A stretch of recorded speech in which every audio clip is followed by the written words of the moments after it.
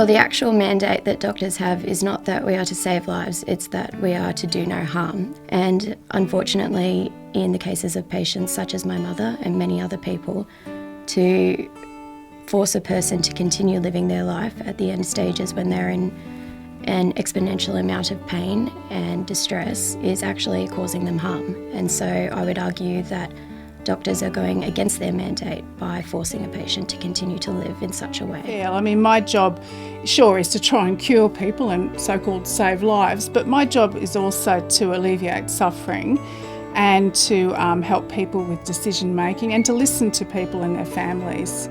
And one of the most important parts of my job is knowing when to advise stopping treatment, to be able to say to people, I don't think we should go and have this test or this painful procedure or continue with this treatment because I really do think it's futile. And that it takes years of experience to be able to sit down with people and do that, but that's often what people want to hear, yeah.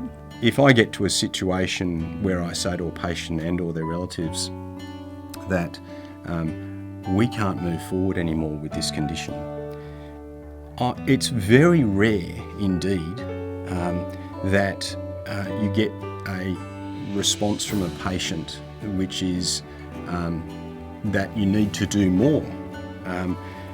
The patients almost exclusively, not always, but almost exclusively have reached the point where they accept that, they understand it, and they want comfort.